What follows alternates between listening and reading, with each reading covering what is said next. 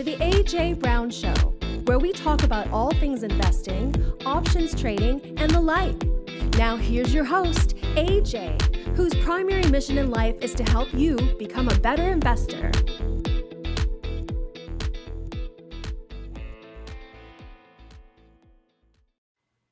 All right, ladies and gentlemen, welcome back to episode 105 of the AJ Brown Show. My name is Cyprian Francis, and with me, the guru, the master, the top dog in charge, AJ Brown. Good morning, AJ. How are you doing today? I'm well. How are you, buddy? I'm doing well. I feel like if anybody needs investing advice this week, is a good time for that. And let me read a quote that I would like to start today's show off with, and that is. Sure. The best 5 days of the year, the best 5 days of the trading year started after October 27th.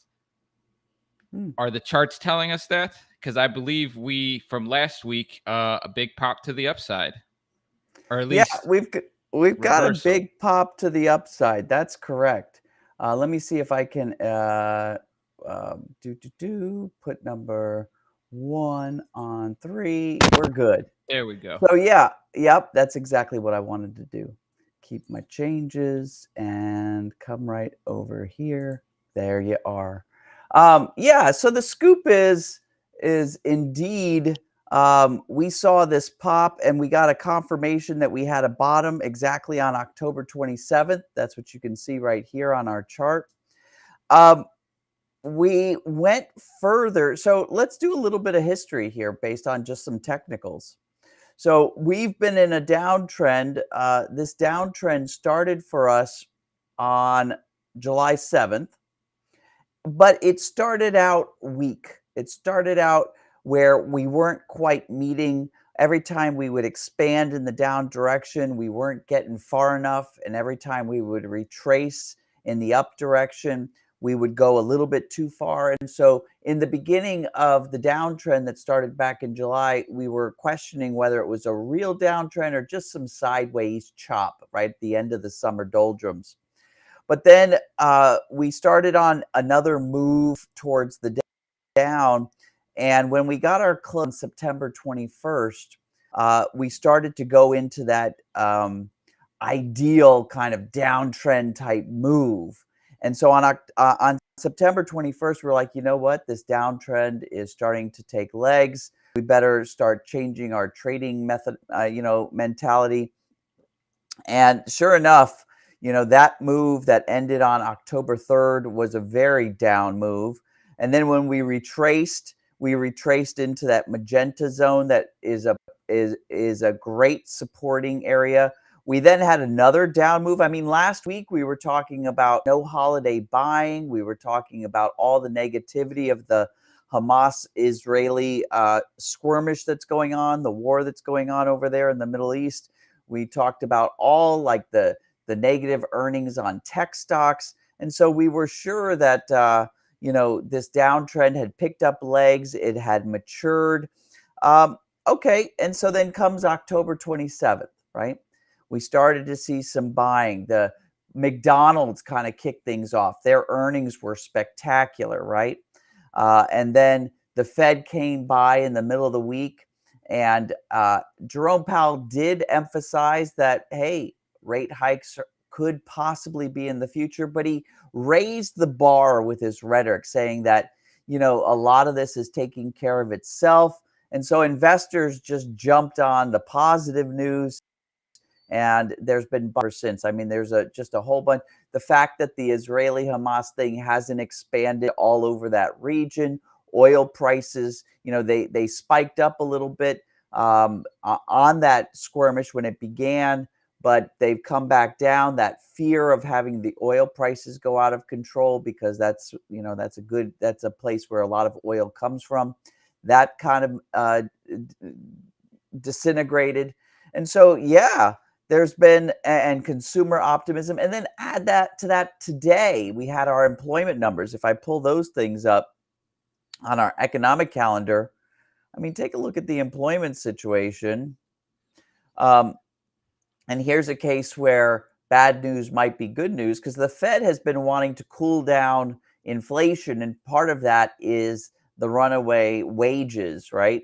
And so first thing you notice when you take a look at this is that the number of jobs that were added were way below expectations. And they went back and they revised the September numbers down from what they initially reported. You'll also notice that the unemployment rate started to tick up.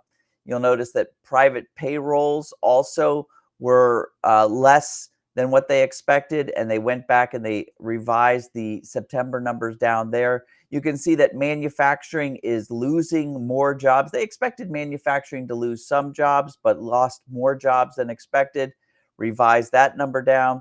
Participation rate is something I look at, and thankfully that hasn't ticked down too much. That's, how many people are still in the employment workforce here in the States. And so, that number, it's been record lows. We're starting to see people come back into the workforce, but you never really want to have a lot of your population not working.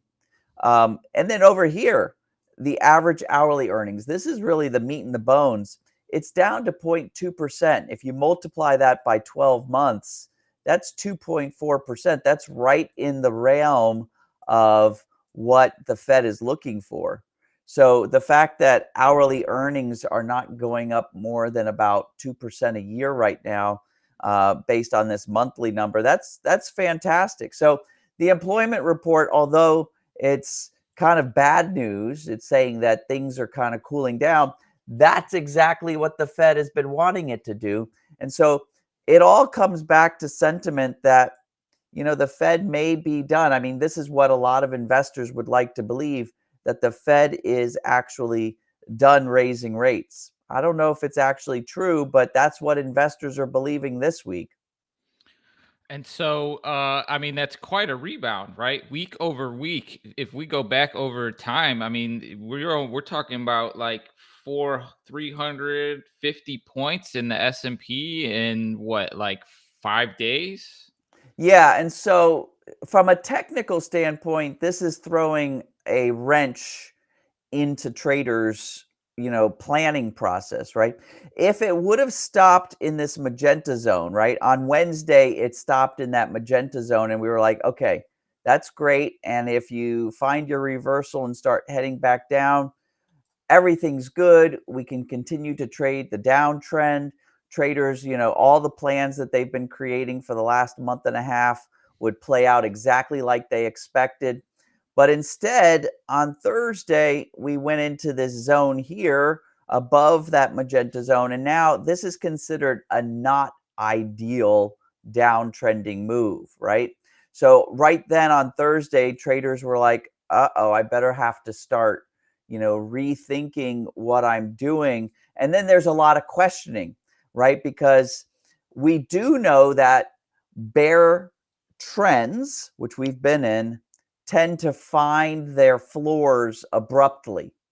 And so we know that, when a floor is found, when the bear jumps out the window and they find that floor, the bull starts to climb up the stairs again. So we know that happens, but we also know about transient external stochastic shocks, basically news headlines that can affect the markets stochastically, like exponentially.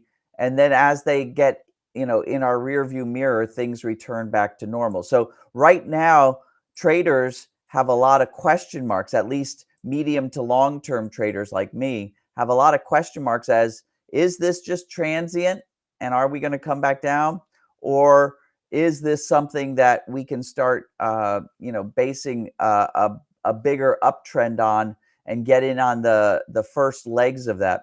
I'm watching this number SIP of 4,300 and about 75. You can see here on my chart, it says 4,376.95, but basically 4,375.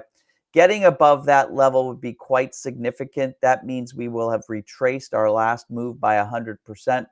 That would be, saying that basically this downtrend we've been in is done. So right now, all we're saying is that this downtrend is kind of weakening a little bit for the time being. getting above 4,375 from a technical perspective would tell us that, hey, this trend is done for now. And if anybody who's watching, listening, had a chance to download your indicator, right? If if you see the arrows on the screen, and taking on a position with this week with that pop up, I mean, you definitely were on the right side. And so, with that, I want to go ahead and give everyone an opportunity who might not have that indicator, the option to go ahead and head on over to the website and download it, because I think this is a great example of the validity and the power behind it. Because if we hadn't seen these like last 4 follow through days, I think a lot of people would be looking at that green arrow to the upside and saying, I don't know if this has the legs to go up, but it certainly has. And it's been the best week in trading for quite some time. And that's why we have the show. That's why we've done over 100 episodes. So I'm going to go ahead and throw the link to that indicator into the chat. And also, if you want a little bit more of a in-depth analysis of that, I'm pretty sure we have a video on YouTube where you go into the details of the mechanics and some of the settings, because I know you use some unique settings and some reasons why. So I'm going to go ahead and throw that in the chat. Otherwise, AJ, when we look at the week, this previous week, does anything else stand out for you in terms of a gasoline or fuel that could take us to this next tier back to the upside? I mean, would it be like a resolve within the war? Could that really move the market back up? Or Congress coming together and getting some fiscal policy or some budgets in order? Like, what do you think through the rest of the month could get us back in the swing of a positive overall market? Well, one of the things that jumped out at me was the UAW strike ending.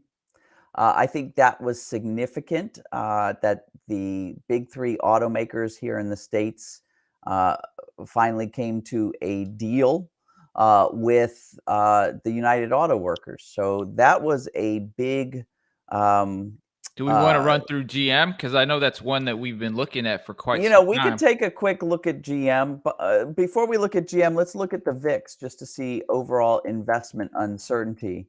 So you knew that we were kind of hovering up there with some uncertain, once we get above this white line, that jumps into where investors have a little bit of fear and anxiety. You can see what's happened.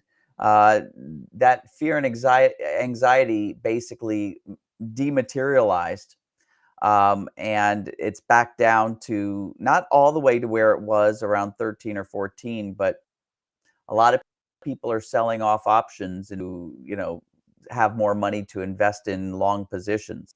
But coming back to that conversation on General Motors, yeah, it passed that 40% line that had me out, saying it was out to pasture.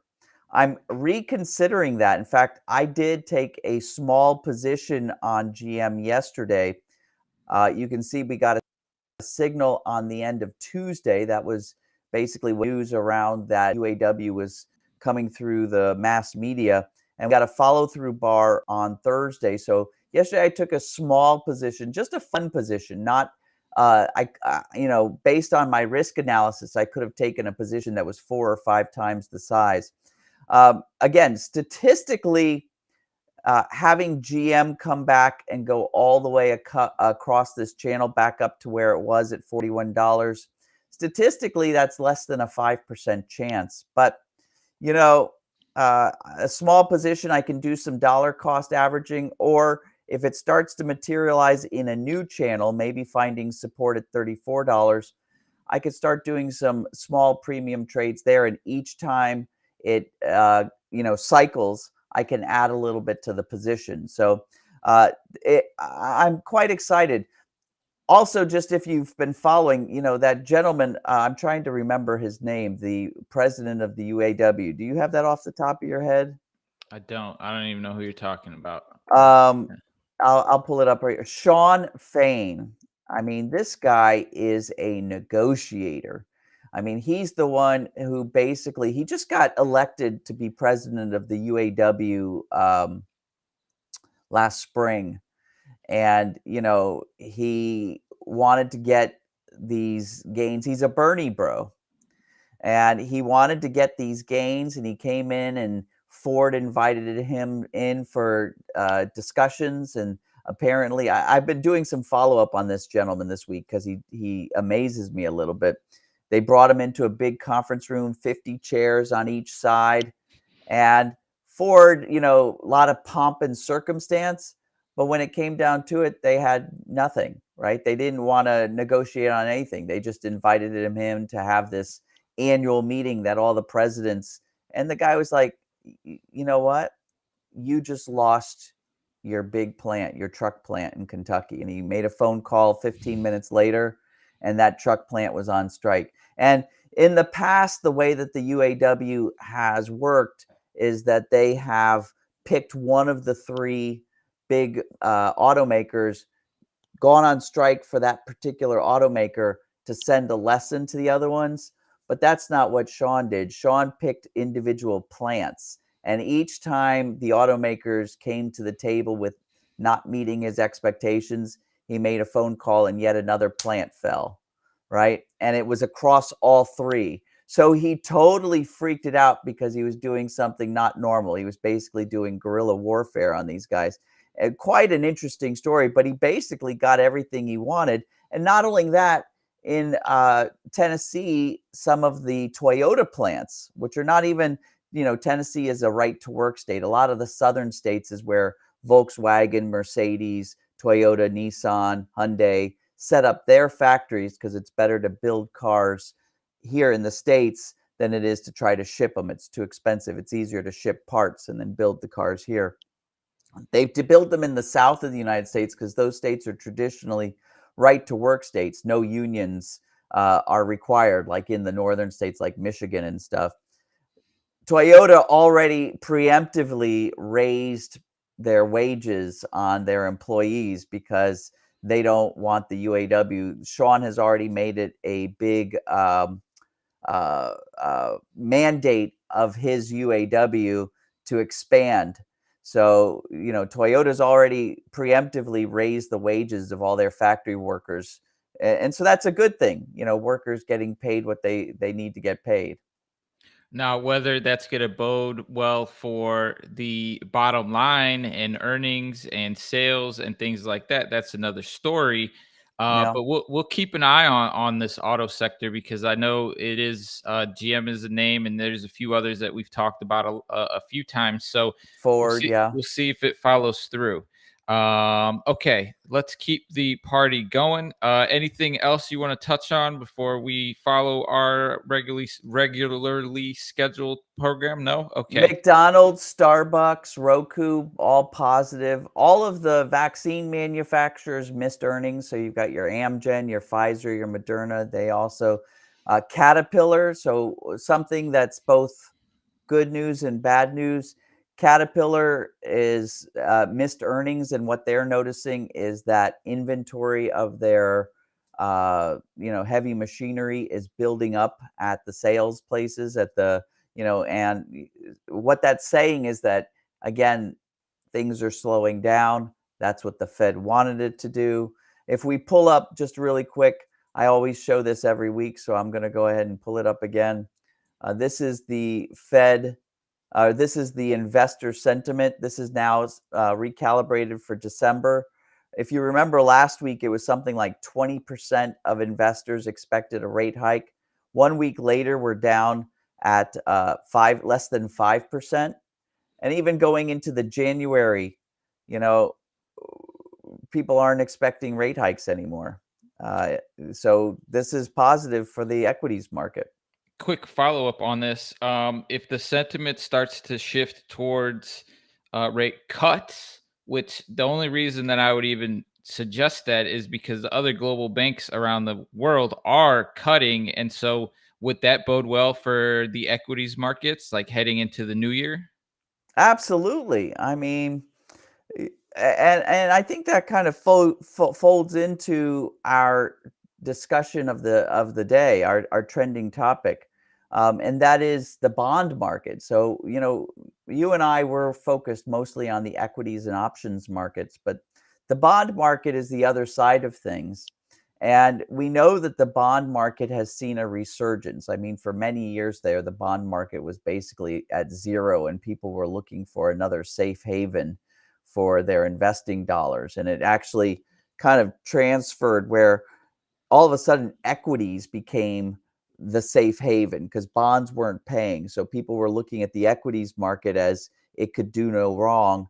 And then they had this money that they put into riskier investments like SPACs and REITs and crypto and things like that.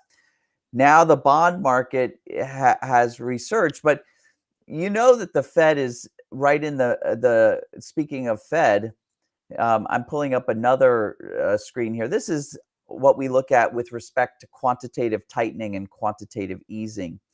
The Treasury this week announced that they're going to be selling more bonds because of the US debt, especially the debt that's kind of going up. A lot of people are focusing on how much we're giving other countries like the Ukraine and now Israel.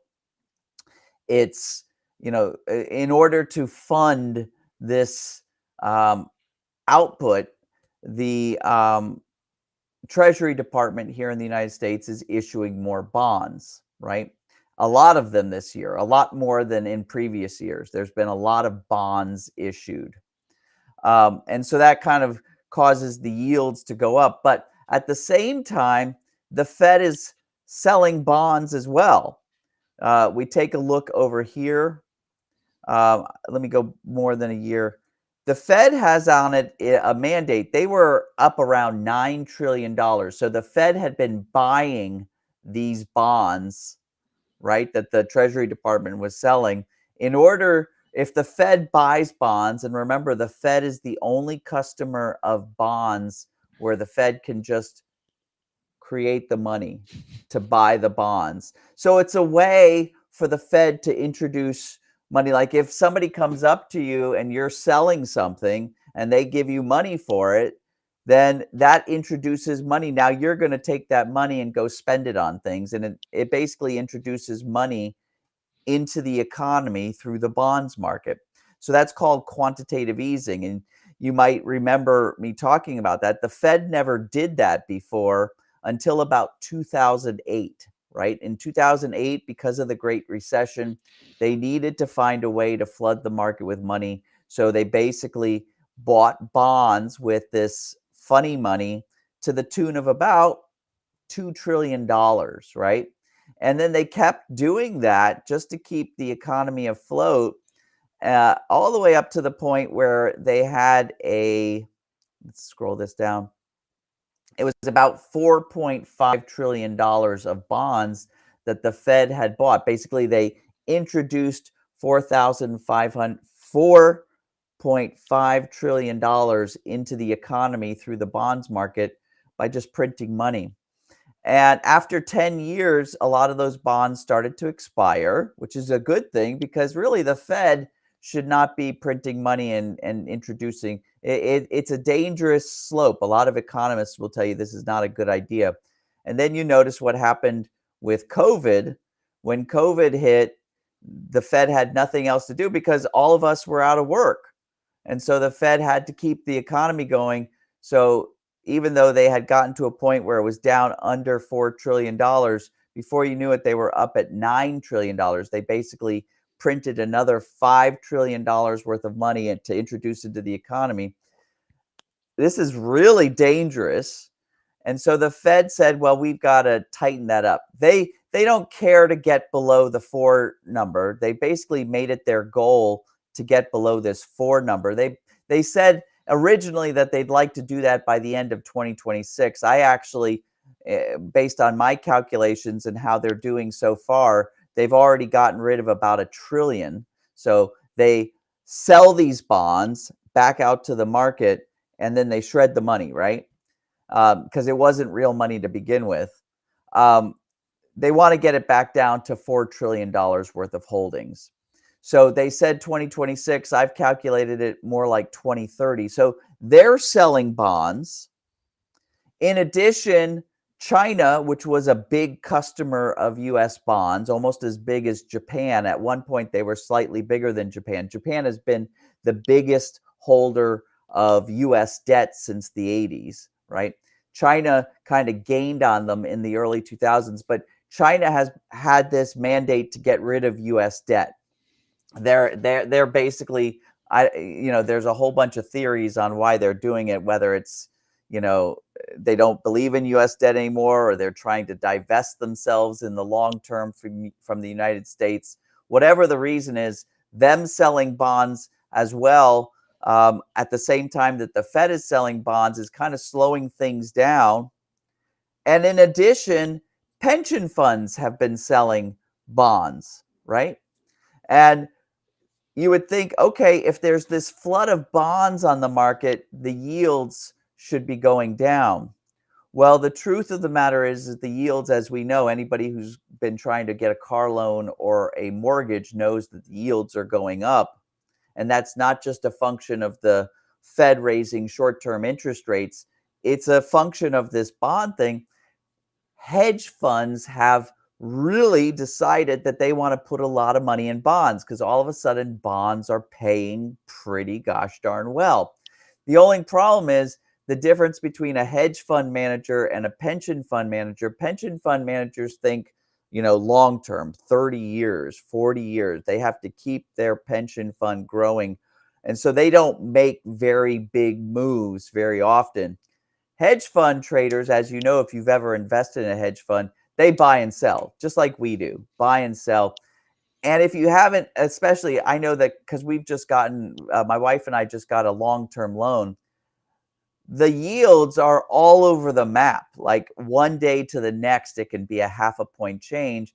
And that's totally representative of the fact that there's a new customer of these bonds. And it's these hedge fund managers, right? And they're buying and selling these things as if they're stocks rather than the traditional, what we had expected, which was people who buy bonds, hold them for years. Hedge funds are getting rid of them on a weekly basis and then buying them back. And it's causing really interesting volatility in the bond market. If anybody's tried to invest in bonds, or you've been in a market for getting a home loan and your mortgage broker said, hey, let's just wait a week or so because things have been so volatile. Now you know why. Yeah, and I found a really interesting tweet that correlates with everything you just said. And this is Mohammed El-Arian, who's like a very well-known commentator, and he tweeted this, I think, late last night. And this is basically the 10-year. So this sort of yield volatility is not normal for a security. The U.S. 10-year government bond that serves as an important benchmark for the financial system domestically and beyond. So I think that touches on exactly what you're saying, in that the volatility is there. There's numerous factors as to why, and maybe waiting a couple of days, you could get a better, like a significantly better rate, right? Well, and the mortgage companies, the bankers have looked at that 10-year bond as a place where they can then calibrate their products on that 10-year bond. I almost feel like if it continues, another year like this, that you'll start to hear that the mortgage brokers and mortgage companies, they find a different place to calibrate how much they're going to charge, because the 10-year bond yield, I mean, it is all over the map.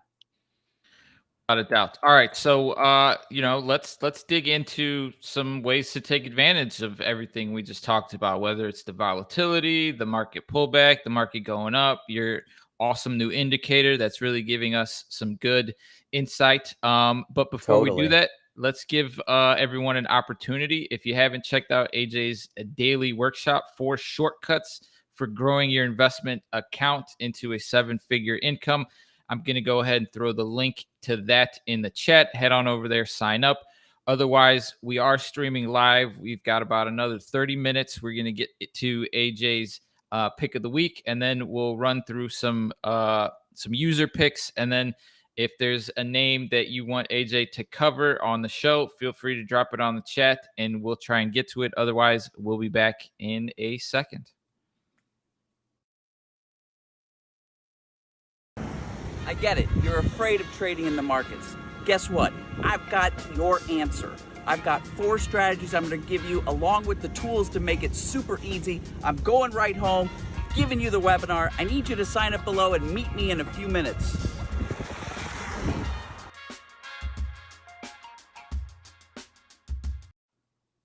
All right. Lots going on. It's like we had this super slow summer, and now week to week, it's just like, let's pile on as much data and news as we can and move the market. And so with all that taking place, AJ, let's get into a name that you potentially see an opportunity in. And this is your pick of the week. And this is in the energy sector, ticker or Schlumberger with a weird G, right? Ticker symbol SLB. Yeah, I never could pronounce it right until somebody actually from the company was like, pretended, say it's French. Schlumberger. Anyway, like Fabergé. Yeah, the reason why I'm liking this is because Schlumberger is synonymous with the energy world. They basically manufacture a lot of the equipment for fossil fuels, oil well equipment and things like that. And then a company like Halliburton will, install the equipment and make it all running and, basically create a project to make it. And then they turn it over to the Shells, the BPs to operate and maintain. So their equipment, I feel like is there's a steady market for it. And the reason why I say that is if I pull up the price of oil, right? If I come over here and I just basically Google oil price per barrel and I pull it up, you can see that oil is around $80 to $85 a barrel right now. There's these different thresholds, like below $60, it doesn't even make sense for companies to invest in finding new oil. It's so cheap, you're not going to make any profits, right? Because it costs a lot of money. Around $80, it makes sense. And so since crude has been around $80 for a while now, I think that these sectors that are all about like fracking and doing new drilling for oil, I think that it makes sense, at least in the medium term.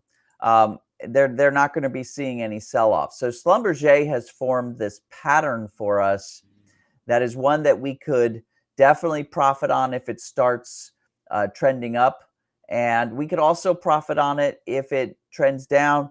But I think we can also turn it into one of our income trades. And I want to remind folks out there that when we set up these income trades, they're easily adjustable. A lot of times they automatically adjust through the setup of the architecture of the strategy, or it takes one trade to make them adjust. So one slight adjustment that you can do, usually not on a time limit, but you could do it at your leisure, and the position will now be a directional position. So with that said, I got a signal yesterday evening, and people were wondering how I've got my indicator set up. So let me just share with you. I've got it set up in its MACD mode. You can see that right here. And I've got it actually calibrating on VWAP, volume weighted average price, versus closing price. And then these are the traditional fast MACD numbers here. So the fast length is a 6, the slow length is a 19, the MACD length is a 3, and they're all exponential. So if you wanted to recreate what I'm showing right now, that's exactly how I've got it set up. So I got a signal at the end of day yesterday. Today, I'm not getting the follow-through signal. So I want to see the follow-through signal before I actually do anything on this. But what are some of the transactions once I get my follow-through signal? Well, I could consider buying some Schlumberger stock in lots of 100 shares.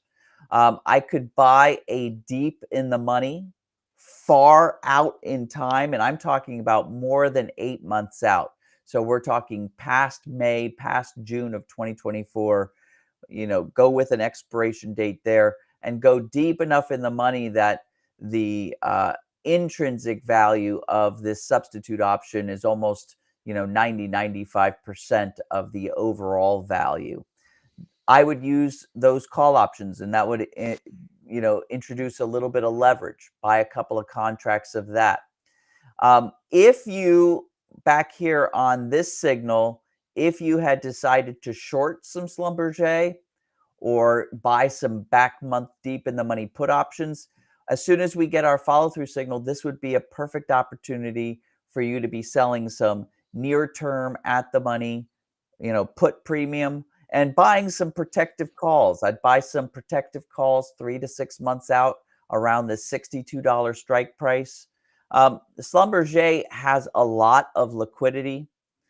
You can see that they're traded about every $2.50. So if I come back over here, I'd probably be talking about that protective option at $62.50, probably with a expiration date of, I like the May 2024 expiration date, $62.50 call, currently going at about $3.90 a share, or $390 a contract. That would be a perfect protective option. And if we were to be selling our 17 November option, we do it at the money. So we're talking about probably somewhere around $1.28, $1.53, something like that, somewhere in there. And that's per share. So 128, 150, somewhere between $125, $150 you'd be able to make per contract that you sold. Not bad. Not bad at all. This could be a really nice profiter on you, whether you go from the top side or the bottom side. Yeah, and I think the trend here falls in line with the recent pullback that we've had in oil, like in general, the past couple of weeks, because we did see a huge. I mean, and I'm just talking about gas prices, but like here in California, I mean, they were up over $7, and now they're below $5 within like a 2-month span, which is pretty, a pretty wide gap. But I do think I don't even want to tell you what I'm paying here, and I might make you upset if I tell you what I'm paying here in South Carolina. Fortunately, I don't drive so much anymore. $3.10. It's maybe once a week we'll fill up, but yeah. Did All I right, lose you? so no, I'm here. Can you hear me? AJ. Yep. All right, we're back. Can you hear me? I can hear you. Did you get my $3.10 for South Carolina? I got it. Oh, I got it. Yeah, I got it. That's just the nature of geo inflation. Well, I guess. I mean, there's nothing really going on here. Maybe in Charleston, but where you live, everything's going on, so you pay a premium. Yeah, and I don't know if you're you're a big Succession fan or Ferris Bueller, but that guy, he drove a truck into a pizza store like 3 blocks away from us over on Halloween, which is hilarious. Wow. But like we walk by that pizza place all the time, and I saw the video and I was like, oh man, that's our pizza place that the Ferris Bueller's friend drove his truck in. What are the odds? Cameron. Yeah, Cameron. Oh yeah. my God. He's a nut. To talk about, everything that's going on, that's kind of what's taking place. I don't get any of that activity here. So that was AJ's pick of the week, Schlumberger. Yeah. Let's dig into our speed round. We've got Make sure you guys see that follow through signal before you go anywhere. Totally. All right, our speed round. We're gonna go ahead and get the party started with Simon in London, United Kingdom, who's interested in Cloudflare, ticker symbol NET. Oh, well, Cloudflare. Oh, look at you. Okay, I like this. I don't. So it's you see all my arrows here. That's telling me that this is moving quite quickly. um, such that my fast MACD isn't fast enough. I see very quickly that some of the signals cancel each other out, but you get a signal. This would be a little bit on the more difficult side to trade, meaning you'd have to be watching things a little closer. It's just going between support and resistance quite quickly. So your key, Simon, is that you need to back test a couple of different signals and find a signal that identifies a top and a bottom without giving you too many false positives. But as far as the pattern we've got here, I mean, this is fantastic. You missed a nice earnings play. I can see right here. We had earnings reported after market close last night. And so I don't know if you played that, but that was probably something cool. But now that we're past earnings, we'll let today and possibly Monday kind of go by so that people who are, still playing off of that earnings play, that they filter out. But it looks like we've got a nice tested level of resistance at 65, nice tested level of support around 55, maybe 57. Let me look at the option chain, Simon, see what we've got. Oh, yeah. That's the near-term option. Let's look at I always am concerned about liquidity on the protective option. So we're trading every $5. Let me see if we've got a February. Yeah, it's every $5. I'd be interested in that May option for a protective option. And yeah, there's trading on it. I can tell based on the bid-ask spread that our market makers would help us get our fills. So I'm not worried about liquidity. It's trading every $5, so we could do some trades at 55 and 65 and totally contain this movement. So yeah, it's got all the underpinnings of a great candidate. You may want to play or back test the next top and see how that plays out for you. But yeah, I see what you're looking at. And again, my only warning is you're going to need to find some sort of reliable signal. And I would do some back testing, and then I would definitely forward test, which means you take your trade plan. I think the trade plan will be pretty straightforward. Again, it's just between 55 and 65.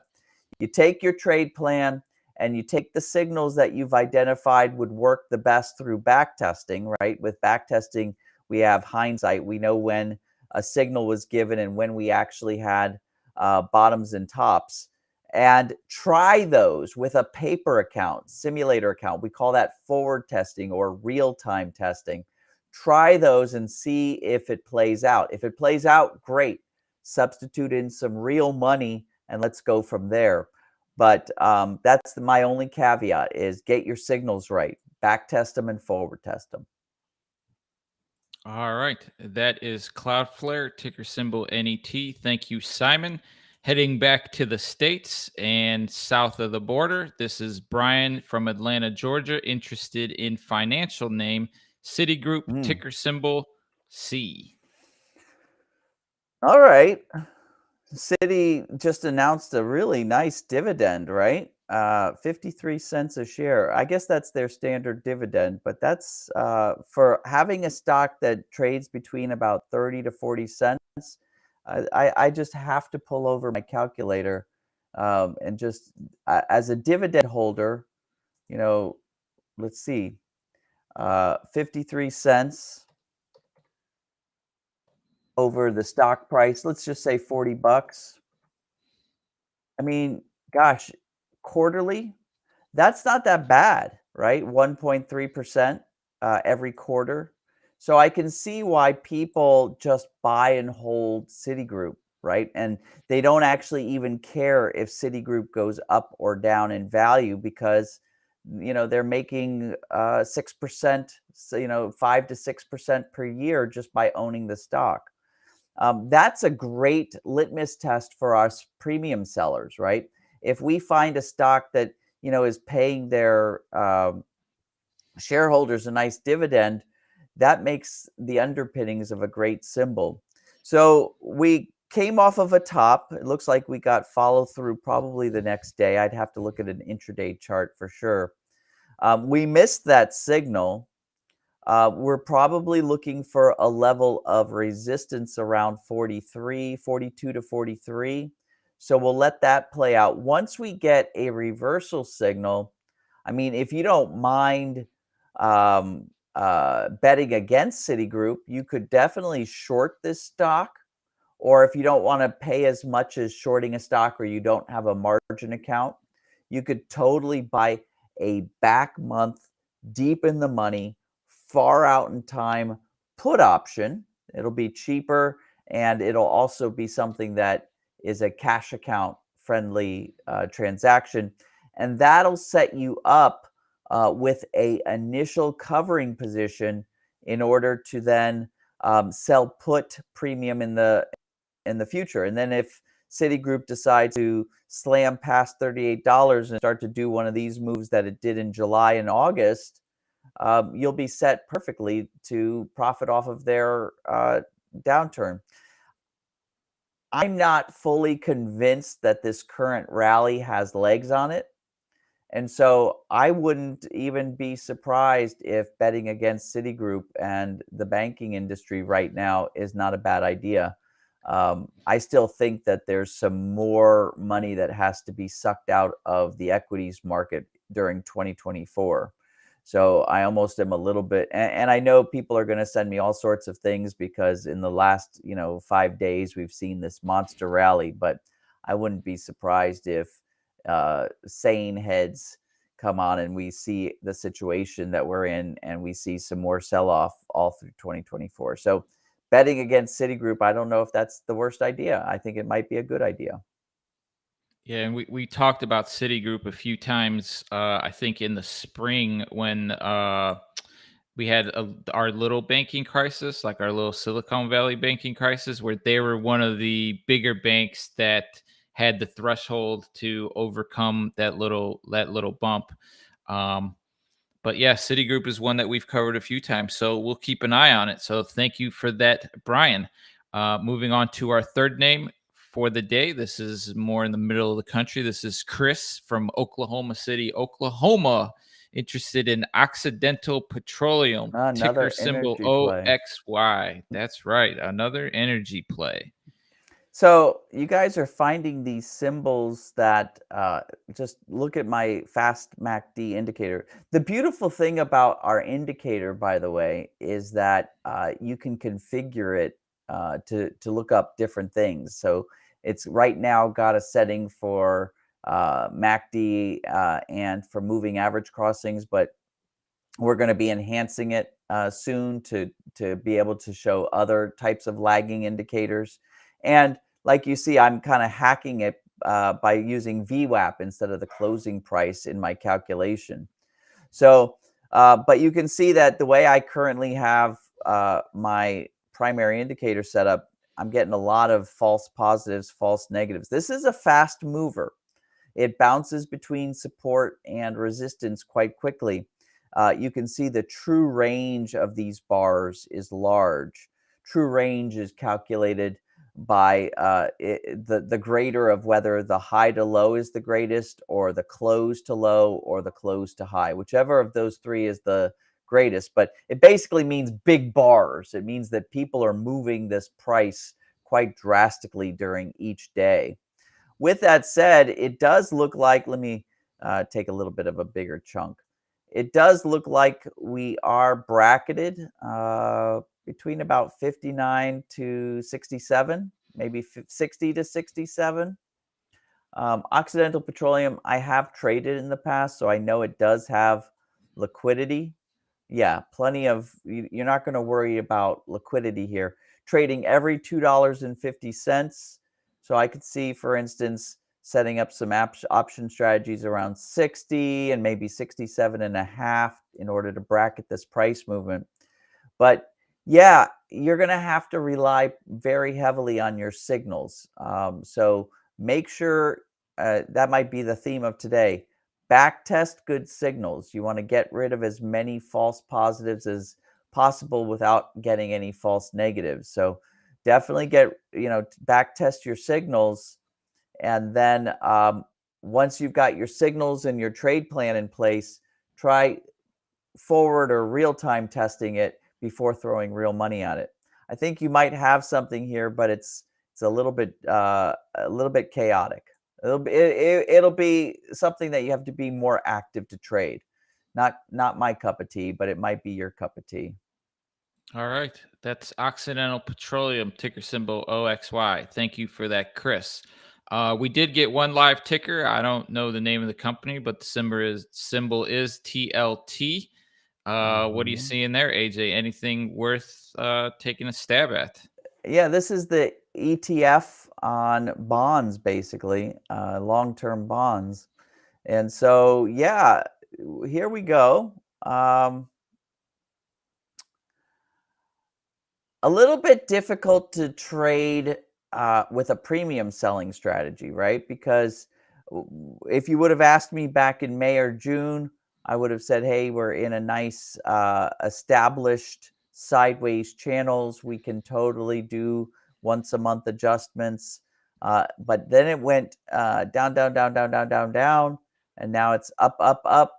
I mean, again, the volatility of the bond market, which is what this ETF is going to be based on, in this time period, when the Fed did that massive increase of interest rates and then started selling off those bonds, we had a change of the customer of these bonds. And so now the investor behind those bonds, I always ask my program participants to imagine the avatar who is the typical investor for a particular symbol. And that avatar has changed, and it makes these less predictable to trade. And this pattern is very difficult to trade. You might consider this possibly a swing trade. So you've got a downtrend that was established starting in the beginning, I should say the beginning of July. And now you're getting this temporary move up. And so if technicals play out, you could possibly play a swing trade. But this underlying symbol in general worries me. And I would almost argue that you could find easier symbols to trade out there rather than, making this your battle on the hill. I assume this is a way to get into the movements in bonds without necessarily getting into the bond market itself and playing the ETF. So some setups are a little better than others. This one's probably one that we would shy away from. So thank you. It's not so predictable, and so it's like, if you don't have a predictable pattern, it would be like going to Las Vegas and throwing your money in the slots. It's very speculative.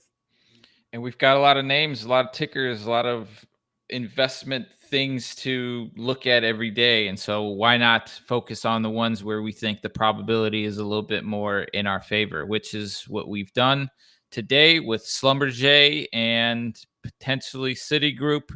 And then throughout the week, you and the trading trainer community, the members there are constantly getting together, chatting about opportunities, educating each other.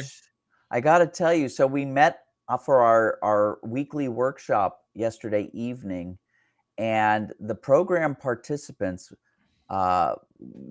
they throw tickers at us in order for us to kind of help them get better at evaluating symbols. So they say, hey, this is one that's on my watch list, and I'm thinking I'm going to put it on my hot list. And I know that that's, crazy vernacular for some of you, but what that means is that they're going to take this symbol that they've just been watching and checking in with, maybe weekly or bi-weekly, or even semi-weekly, and they've decided that they're going to create a trade plan and find the signals and start, forward testing and real money making it. And so when they find these symbols, they come on Thursday, and we spend a few minutes during our workshop just looking at all their symbols and giving our experienced 2 cents on it.